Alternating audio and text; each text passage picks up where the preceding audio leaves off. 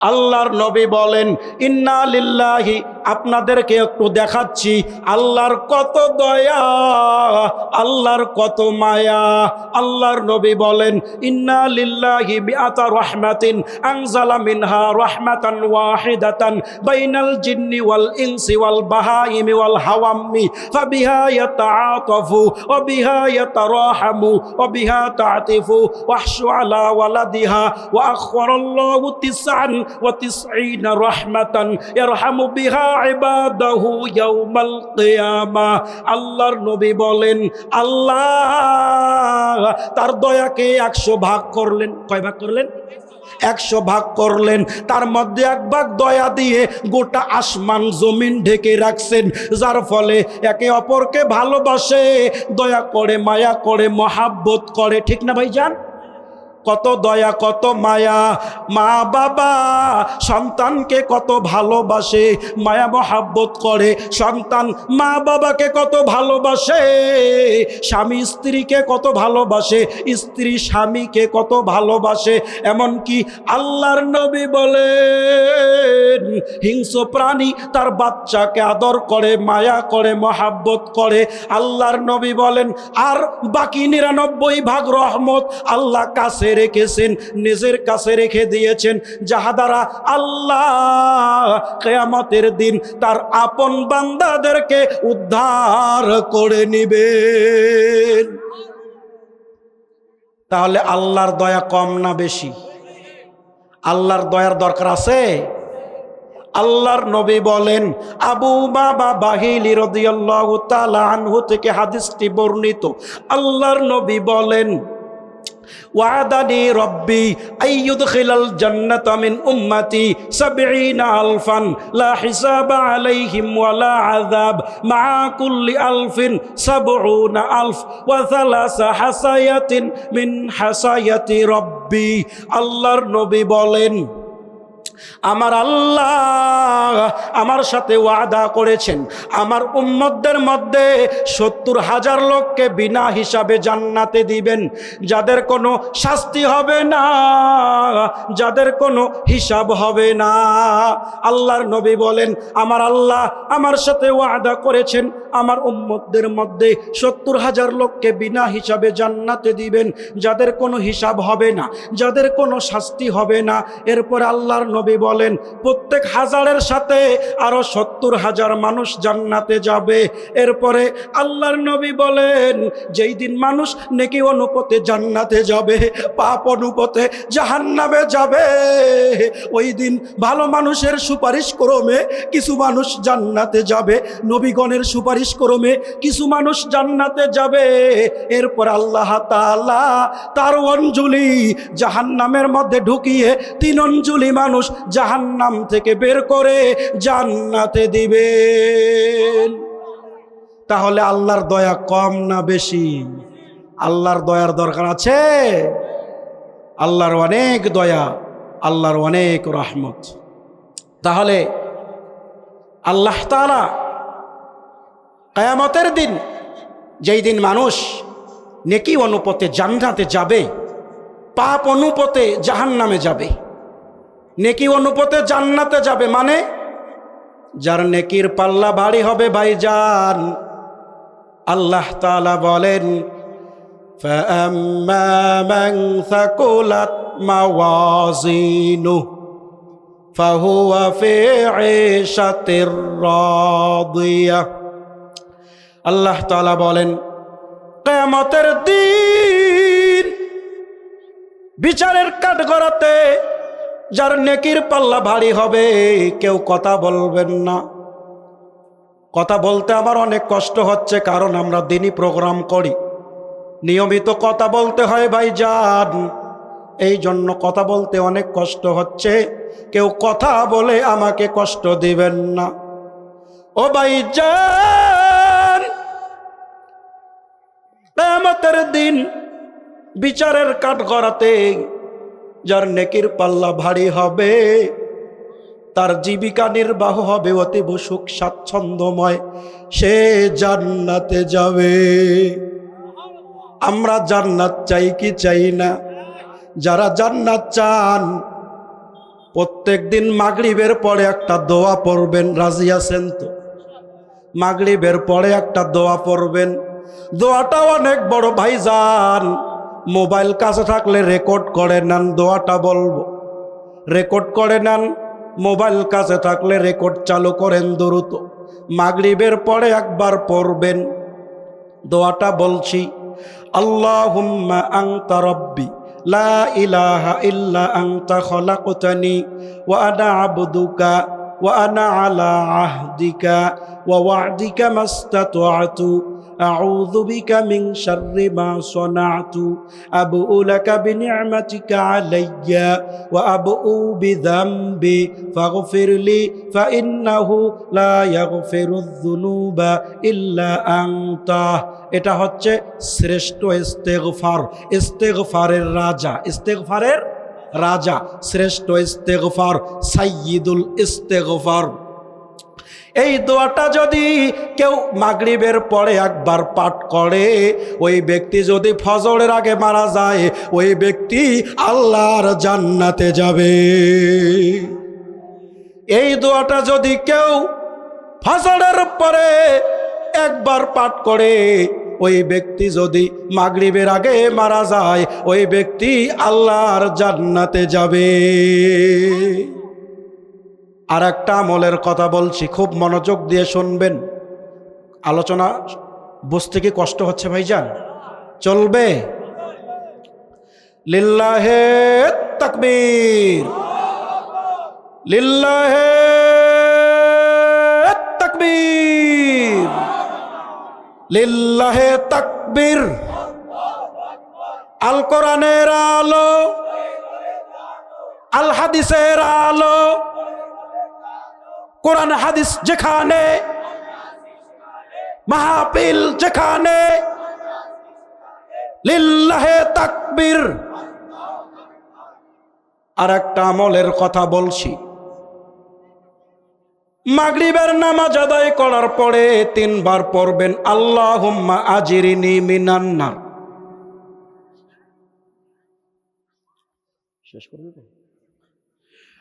আল্লাহুম্মা আজিরিনি মিনান নার 3 বার পড়বেন। কয়বার পড়বেন? আল্লাহুম্মা আজিরিনি মিনান নার। হে আল্লাহ, তুমি আমাকে জাহান্নাম থেকে পরিত্রাণ দান করো। জাহান্নাম বলবে, আল্লাহ তোমার অমুক বান্দা জাহান্নাম থেকে পরিত্রাণ চায়। এই দোয়াটা পড়বেন 3 বার। আর একটা দোয়া পড়বেন ভাইজান, আল্লাহুম্মা ইন্নী আসআলুকা জান্নাতুল ফেরদাউস। হে আল্লাহ, তুমি আমাকে জান্নাতুল ফেরদাউস দান করো। আল্লাহর নবী বলছেন, যখন তোমরা জান্নাত চাইবা, ছোটটা চাইবা না, বড়টা চাও, তথা জান্নাতুল ফেরদাউস চাও। কেউ যদি 3 বার মাগরিবের পরে এই দোয়া পড়ে, ফজরের পরে আর মাগরিবের পরে, আল্লাহুম্মা ইন্নী আসআলুকা জান্নাতুল ফেরদাউস, জান্নাতুল ফেরদাউস, আল্লাহকে বলবে, আল্লাহ তোমার অমুক বান্দা জান্নাতুল ফেরদাউস চাচ্ছে। ভাইজান, এত কম সময়কে আলোচনা করা যায়? আমার লম্বা আলোচনা, 2 ঘন্টার আলোচনা। আমাকে বলছে যে শেষ করেন, তাই কি হয়? আমার মা বোনদের ব্যাপারে সংক্ষিপ্ত আকারে একটু আমি আলোচনা করি, না হলে আমার মা বোনেরা আমার প্রতি মন খারাপ করবেন। মা বোনেরা, এমন একটা আমলের কথা বলবো, মা খুব মনোযোগ দিয়ে শোনেন।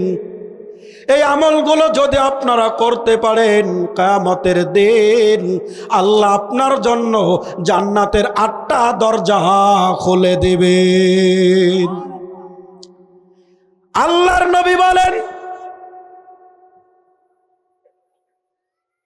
আইয়ু ইমরাতিন সাল্লাত খামসা, কোন মুসলিম মহিলা যদি দিন রাতে 5 ওয়াক্ত নামাজ আদায় করে, ওয়া সামাত শাহরাহা, রমজান মাসের সিয়াম পালন করে, ওয়া হাফিজাত ফারজাহা, পর্দায় থাকার মাধ্যমে সতীত্বের হেফাজত করে।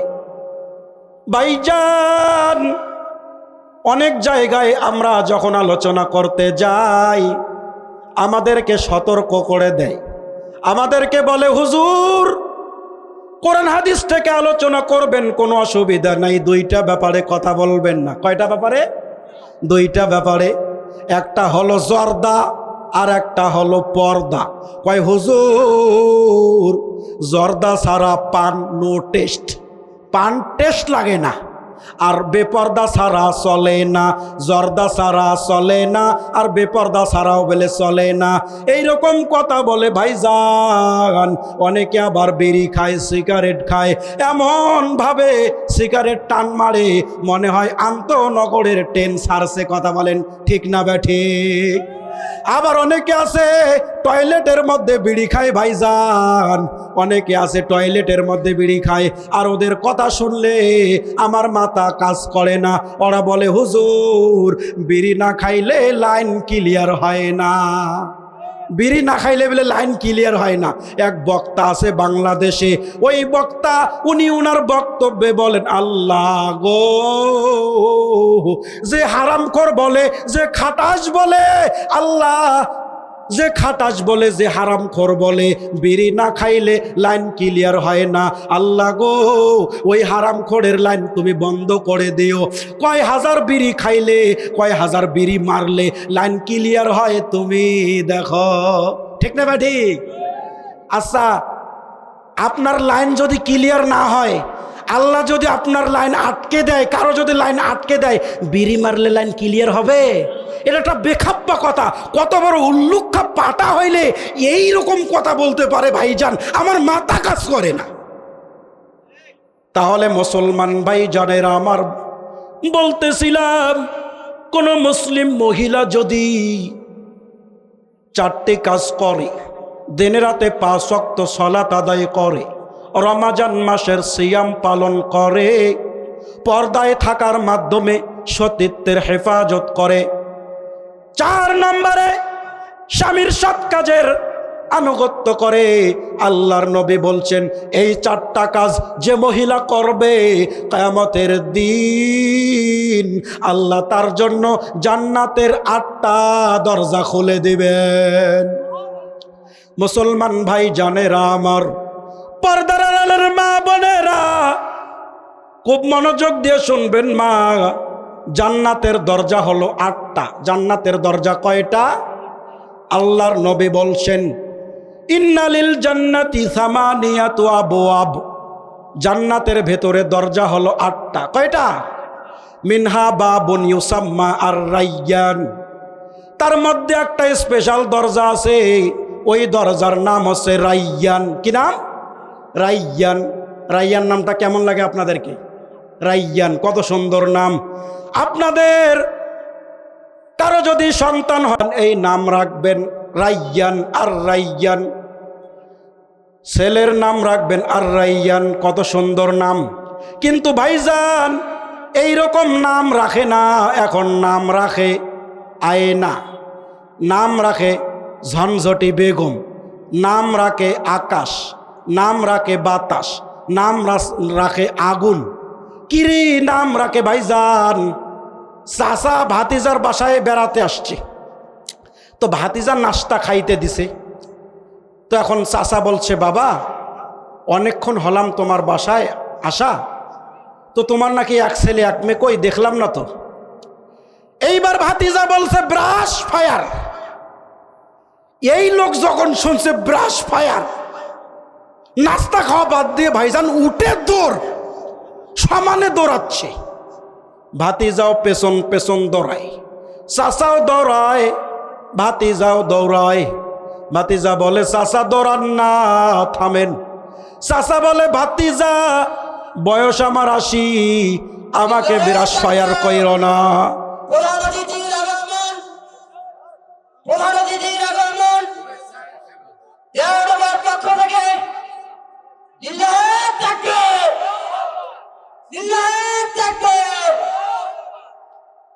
ভাতিজা বলছে চাচা ওই ব্রাশ ফায়ার না, ছেলের নাম ব্রাশ, মেয়ের নাম ফায়ার, এইরকম নাম রাখে ভাইজান। এক বক্তার কাছে এক লোক নাম চাইছে একটা, এক বক্তার কাছে এক লোক বলছে, মুরব্বী লোক, যে হুজুর আমার নাতি হয়েছে, একটা নাম দেন। তা ওই হুজুর একটা নাম দিয়েছে। কি নাম দিয়েছে জানেন? আব্দুল্লাহ। কি নাম দিয়েছে বলেন তো? আব্দুল্লাহ। আল্লাহর নবী বলছেন, আহাব্বুল আসমা ইলাল্লাহ আব্দুল্লাহ, আব্দুর রহমান। আল্লাহর কাছে সবচেয়ে প্রিয় নাম, সবচেয়ে শ্রেষ্ঠ নাম হচ্ছে আব্দুল্লাহ, আব্দুর রহমান। ওই হুজুর নাম দিয়েছে আব্দুল্লাহ। কিছুদিন পরে ওই লোককে জিজ্ঞাসা করছেন যে আপনার নাতির নাম কি রেখেছেন? ওই লোক বলছে, আব্দুল্লাহ নাম আমার বৌমার পছন্দ হয় না, আমার নাতির নাম আমার বৌমা রেখেছে রকি। কি নাম? এই রকম আজে বাজে নাম ভাইজান। এজন্য বলছি কত সুন্দর নাম হচ্ছে আর রাইয়ান। সুন্দর নাম না? আচ্ছা ভাইজানেরা, জান্নাতের ভিতরে দরজা হলো 8টা। মিনহা বাবুন ইউসাম্মা আর রাইয়ান। তার মধ্যে একটা দরজা হলো, নাম হচ্ছে রাইয়ান। লা ইয়াদখুলুহু ইল্লা সায়িমুন। রোজাদার ব্যক্তি ছাড়া কেউ এই রাইয়ান নামক দরজা দিয়ে প্রবেশ করতে পারবে না। রোজাদার ব্যক্তি ছাড়া কেউ রাইয়ান নামক দরজা দিয়ে জান্নাতে প্রবেশ করতে পারবে না। আল্লাহর নবী বলেন, মান দাখালাহা লাম ইয়াজমা বাদা। কেউ যদি রাইয়ান নামক দরজা দিয়ে জান্নাতে প্রবেশ করে তাহলে চিরকালের জন্য তার গলার পিপাসা মিটে যাবে। এজন্য আমার মা বোনদেরকে বলবো, মা বোনেরা, আপনারা যদি এই 4টা কাজ করেন, দিনে রাতে 5 ওয়াক্ত নামাজ আদায় করেন, রমজান মাসের সিয়াম পালন করেন, পর্দায় থাকার মাধ্যমে সতীত্বের হেফাজত করেন, স্বামীর সৎ কাজের আনুগত্য করেন, তাহলে কিয়ামতের দিন আল্লাহ আপনার জন্য জান্নাতের 8টা দরজা খুলে দিবেন। সম্মানিত মুসলমান ভাইজানেরা আমার, সম্মানিত আল্লাহর বান্দারা, আমাকে আলোচনা শেষ করার জন্য বলা হচ্ছে, আমি সংক্ষিপ্ত আকারে বলে শেষ করছি। আমি মা বোনেরা আপনাদের ব্যাপারে 4টা আমলের কথা বলছি। 3টা আমলের ব্যাপারে বিস্তারিত কথা বলতে পারছি না, একটা ব্যাপারে বিস্তারিত কথা বলবো, খুব মনোযোগ দিয়ে শোনেন। আল্লাহর নবীর সাহাবীদের, আল্লাহর নবী সাল্লাল্লাহু আলাইহি ওয়াসাল্লামের সাহাবীদের স্ত্রীরা কেমন স্বামীর আনুগত্য করতেন। মাদিনায় এক এতিম কিশোর ছিল। ওই এতিম কিশোরের একটা খেজুরের বাগান ছিল। তার খেজুরের বাগানের পাশে আর এক ব্যক্তির একটা খেজুরের বাগান ছিল। ওই ব্যক্তির নাম হচ্ছে আবু লুবাবা। কি নাম? আবু লুবাবা। এতিম কিশোরটি চায় তার বাগানটি আলাদা করতে, কিন্তু আবু লুবাবার খেজুর বাগান থেকে একটা গাছ এতিম কিশোরের বাগানে এসেছে, যার কারণে তার এতিম কিশোরটি তিনি তেনার বাগানটা আলাদা করতে পারেন না। এতিম কিশোরটি আবু লুবাবার কাছে গিয়ে আবু লুবাবার কাছে বলছেন, আবু লুবাবা রে, তোমার তো অনেকগুলো খেজুর গাছ আছে, তোমার বাগানে অনেকগুলো খেজুর গাছ আছে। আবু লুবাবা, তোমার একটা খেজুর গাছ আমার বাগানে এসেছে, তুমি তোমার এই খেজুর গাছটি আমাকে দিয়ে দাও। আবু লুবাবা রাজি হয় না। আবু লুবাবা বলেন, না, আমি আমার খেজুরের গাছ তোমাকে দিতে পারবো না। এতিম কিশোর বলেন, আবু লুবাবা রে, তুমি তোমার খেজুর গাছটি আমাকে দান করো। আবু লুবাবা রাজি হয় না। এইবার এতিম কিশোর আবু লুবাবাকে বলছেন, আবু লুবাবা, তুমি তোমার খেজুর গাছটি আমার কাছে বিক্রি করো। আবু লুবাবা তারপরেও রাজি হয় না। আবু লুবাবা বলেন, আমি আমার খেজুরের গাছ তোমার কাছে বিক্রি করতেও পারবো না। আবু লুবাবা বলছেন, আমি তোমার কাছে আমার খেজুরের গাছটি বিক্রি করতেও পারবো না। এইবারে লুবাবার কাছে গিয়ে বললাম, আবু লুবাবা, তোমার খেজুর গাছটি আমাকে দান করো। আবু লুবাবা রাজি হয় না। আমি ক্রয় করতে চাইলাম, তারপরেও রাজি হয় না। আল্লাহর নবী আবুল বাবাকে ডেকে পাঠালেন। আবুল বাবাকে আল্লাহর নবী বলছেন, আবুল বাবা, তুমি তোমার খেজুর গাছটি এতিম কিশোরকে দিয়ে দাও। আবুল বাবা বলেন, আমি দিতে পারবো না, আমি দিতে পারবো না। আল্লাহর নবী বলেন, আবুল বাবা রে, তুমি তোমার খেজুর গাছটি এতিম কিশোরকে দিয়ে দাও। আবুল বাবা রাজি হয় না। আল্লাহর নবী এবার এতিম কিশোর, এইবার আবুল বাবাকে বলছেন, আবুল বাবা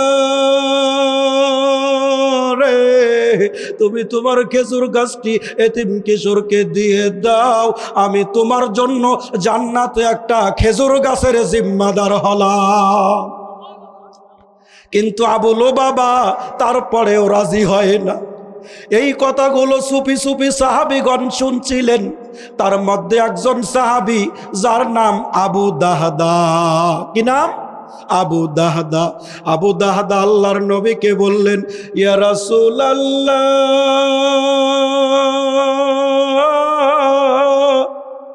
আমরা যদি ওই খেজুর গাছটি ক্রয় করি, তাহলে কি আপনি আমার জন্য জান্নাতে একটা খেজুর গাছের জিম্মাদার হবেন? আল্লাহর নবী বললেন, নাম, হ্যাঁ। এই কথা শুনে আবু দাহদা আবুল বাবার কাছে চলে গেলেন। আবুল বাবার কাছে গিয়ে আবু দাহদা বলে, আবুল বাবা রে, তুমি কি জানো মদিনায় আমার একটা খেজুরের বাগান আছে, যেই বাগানে 600 গাছ আছে, মিষ্টি পানির কূপ আছে, বাড়ি ঘর আছে। আবুল বাবা বলেন, আবু দাহদা, মদিনায় কে না জানে তোমার বাগানের কথা? আবু দাহদা বলেন, আবুল বাবা, আমি আমার 600 খেজুর গাছ বিশিষ্ট বাগানটি বাড়িঘর সহ মিষ্টি পানির কূপ সহ তোমাকে দিব, তুমি তোমার খেজুর গাছটি আমাকে দিয়ে দাও। আবুল বাবা বলেন, আবু দাহদা, আপনি কি আমার সাথে ইয়ারকি করেন নাকি মস্করি করেন নাকি? আবু দাহদা বলেন, আবুল বাবা, আমি তোমার সাথে কোনো ইয়ারকি করি না, মস্করি করি না। এইবার আবুল বাবা উপস্থিত সঙ্গী সাথীকে বলেন, উপস্থিত সঙ্গী সাথী, তোমরা সবাই শোনো আবু দাহদা কি বলে। এবার আবু দাহদা বলছেন, আবুল বাবা, আজ থেকে আমার 600 খেজুর গাছ বিশিষ্ট বাগানটি বাড়িঘর সহ মিষ্টি পানির কূপ সহ তোমার, আর তোমার খেজুরের গাছটি হলো আমার। একটা খেজুর গাছের বিনিময়ে কয়টা খেজুর গাছ ক্রয় করলেন? একটা খেজুর গাছের বিনিময়ে 600 খেজুর গাছ আবু দাহদা আবুল বাবাকে দিয়ে একটা খেজুর গাছ ক্রয় করলেন। ক্রয় করে আবু দাহদা বলছেন এতিম কিশোরকে বলছেন, শোনো, আজ থেকে এই খেজুরের গাছটি হলো আমার। আবু দাহদা 600 খেজুর গাছের বিনিময়ে একটা খেজুর গাছ ক্রয় করে এতিম কিশোরকে দিয়ে আল্লাহর নবীর কাছে চলে গেলেন। আল্লাহর নবীর কাছে গিয়ে বলে, ইয়া রাসূলুল্লাহ, ইয়া হাবিবাল্লাহ, আপনি কি আমার জন্য জান্নাতে একটা খেজুর গাছের জিম্মাদার হলেন? আল্লাহর নবী কয়ে, আবু দাহদা রে, একটা খেজুর গাছের জিম্মাদার কেন রে? আমি তোমার জন্য জান্নাতে 600 খেজুর গাছের জিম্মাদার হলাম। জোরে বলেন সুবহানাল্লাহ। এই সুসংবাদ শোনার পরে আবু দাহদা বাড়িতে চলে গেলেন দৌড় দিয়ে। বাড়িতে গিয়ে বাড়ির বাহির থেকে ডাক দিচ্ছেন তার স্ত্রীকে, উম্মে দাহদা, বাড়ি থেকে বের হও, আমার সময় কম ভাইজান, সময় শেষ, খুব সংক্ষেপে বলছি। আবু দাহদা দৌড় দিয়ে বাড়িতে চলে গেলেন, তার স্ত্রীকে ডাক দিচ্ছেন উম্মে দাহদাহ, বের হও সন্তানদেরকে নিয়ে। আবু দাহদার স্ত্রী বলছেন, স্বামী কেন বের হতে বলছেন বুঝলাম না। ও স্বামী, কেন এইভাবে ভেতরে আসছেন না, আমাদেরকে কেন বের হতে বলছেন বুঝলাম না। আবু দাহদা বলছেন, উম্মে দাহদাহ, ও আমার স্ত্রী শোনো, আমি আমার খেজুর বাগানটি বাড়িঘর সহ বিক্রি করেছি। আবু দাহদার স্ত্রী বলছেন, ও আমার স্বামী আবু দাহদা, একটু বলেন গো, একটু বলেন কার কাছে বিক্রি করেছেন, কত টাকা বিক্রি করেছেন। এই কথা শোনার সাথে সাথে আবু দাহদা তার স্ত্রীকে বললেন, উম্মে দাহদা শোনো, আমি জান্নাতে খেজুর গাছের বিনিময়ে বিক্রি করেছি। এই কথা আবু দাহদার স্ত্রী শোনার সাথে সাথে কত সুন্দর কথা বলেছেন। মহিলা মা বোনেরা দেখেন, আল্লাহর নবীর সাহাবীর স্ত্রী আবু দাহদার স্ত্রী কত স্বামীর আনুগত্য করতেন। এই কথা শোনার পরে সঙ্গে সঙ্গে আবু দাহদার স্ত্রী বলছেন, স্বামী আপনি খুব লাভজনক ব্যবসা করেছেন। ভাইজান 2-2.5 ঘন্টার আলোচনা, যাক সংক্ষেপে যতটুকু আলোচনা করলাম আপনারা সবাই আমল করার চেষ্টা করবেন, সকলে আল্লাহুম্মা আমিন। আল্লাহ তাআলা যতটুকু আলোচনা আমি করেছি কোরআন এবং সুন্নাহর আলোকে করেছি, বানিয়ে কোনো কথা বলি নাই। এরপরেও কোরআন এবং সুন্নাহর বাহিরে যদি কোনো কথা বলে থাকি আল্লাহ যেন প্রত্যেকের স্মৃতি থেকে মুছে দেন, সকলে আল্লাহুম্মা আমিন। আপনাদের ঈমান আমলের উন্নতি কামনা করে আপনাদের সকলের কাছে আমি দোয়া চাচ্ছি, আপনারা আমার জন্য দোয়া করবেন, আমি যেন কোরআন এবং সুন্নাহ বেশি বেশি রিসার্চ করে, বেশি বেশি অধ্যয়ন করে জাতির সামনে কোরআন এবং সুন্নাহর দাওয়াত দিতে পারি, এই তৌফিক আল্লাহ যেন আমাকে দান করেন, সকলে আল্লাহুম্মা আমিন। আপনাদের কাছে দোয়া চেয়ে আপনাদের সকলের সুস্বাস্থ্য দীর্ঘায়ু কামনা করে, আপনাদের ঈমান আমলের উন্নতি কামনা করে আমি আমার সংক্ষিপ্ত আলোচনা এখানে শেষ করছি। সুবহানাকা আল্লাহুম্মা ওয়া বিহামদিকা আশহাদু আল্লা ইলাহা ইল্লা আনতা আস্তাগফিরুকা ওয়া আতুবু ইলাইক। সবাই সালামের জবাব দিবেন, আসসালামু আলাইকুম ওয়া রাহমাতুল্লাহি ওয়া বারাকাতুহু।